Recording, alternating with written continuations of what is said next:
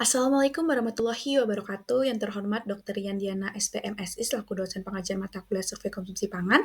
Sebelumnya perkenalkan nama saya Likasya Paramadina Putri Sosa dengan NIM 192231007.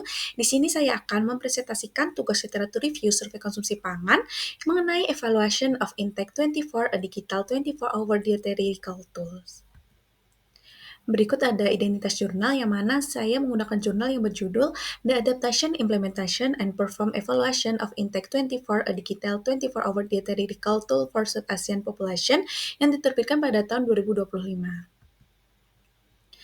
Berikut latar belakangnya yaitu, penilaian diet sangat penting untuk memantau malnutrisi dan risiko penyakit tidak menular. Namun, banyak negara berpenghasilan rendah dan menengah masih kekurangan data konsumsi pangan karena metode klasik seperti food recall manual, food record, dan FFU memerlukan waktu, biaya tinggi, serta rawan kesalahan. Sehingga teknologi seperti sistem berbasis web memungkinkan pengumpulan data makanan yang lebih cepat dan efisien. Intake 24 adalah sistem penilaian diet berbasis web sumber terbuka berdasarkan metode ingatan 24 jam berulang untuk mengukur asupan makanan dan minuman individu pada hari sebelumnya.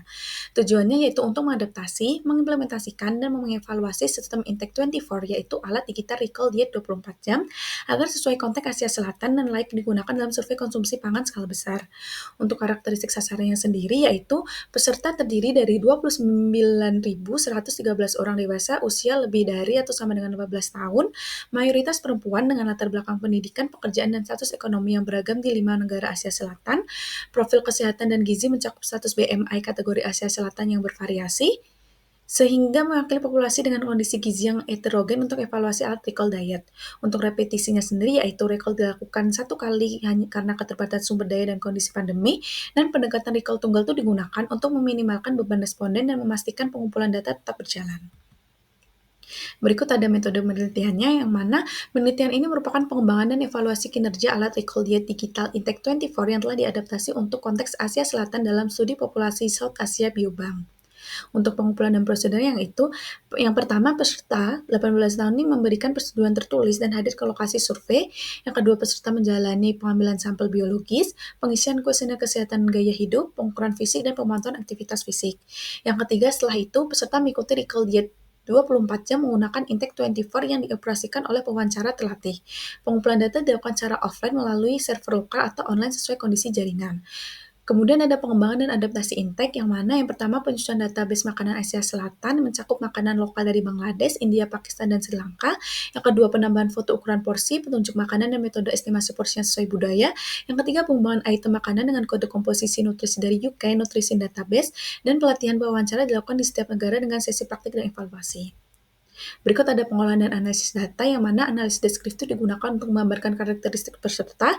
Kedua, quality control atau QC itu dilakukan berskala untuk menilai kelengkapan recall, dan box-box energi dan ukuran porsi itu digunakan untuk mendeteksi pola dan outlier. Selain itu, analisis berdasarkan BMI, usia, jenis kelamin, dan wilayah itu membantu memastikan pada energi yang dilaporkan masih wajar.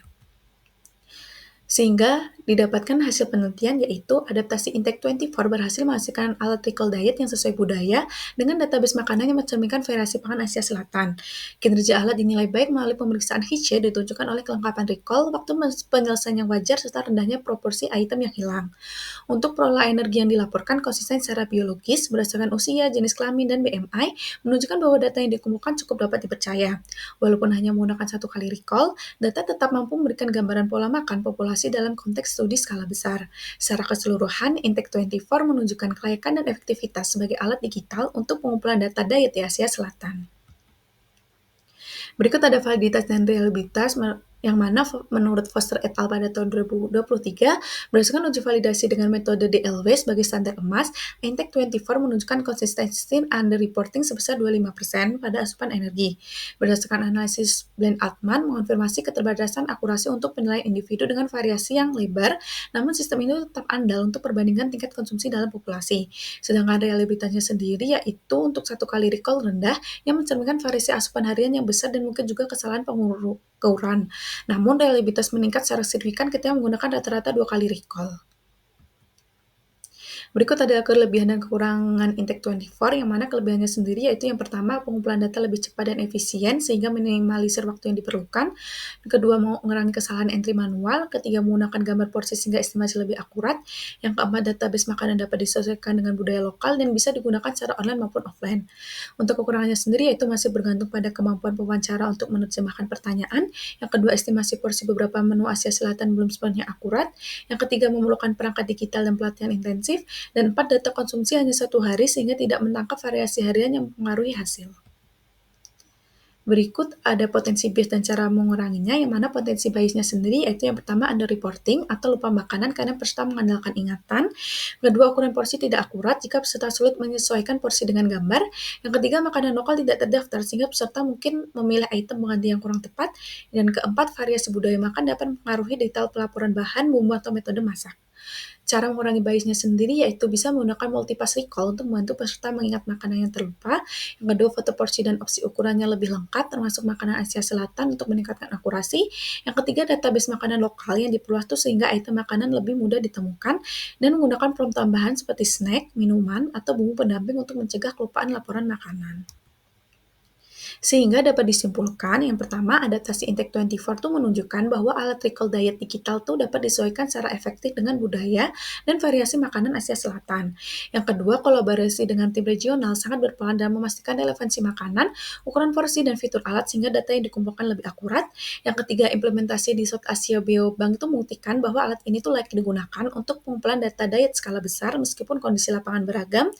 Yang keempat, evaluasi kinerja itu menunjukkan bahwa Intake 24 tuh mampu menghasilkan data yang cukup representatif untuk analisis pola makan populasi, sehingga secara keseluruhan penggunaan Intake 24 membuka peluang untuk meningkatkan surveillance gizi dan memperkuat penelitian diet di wilayah Asia Selatan.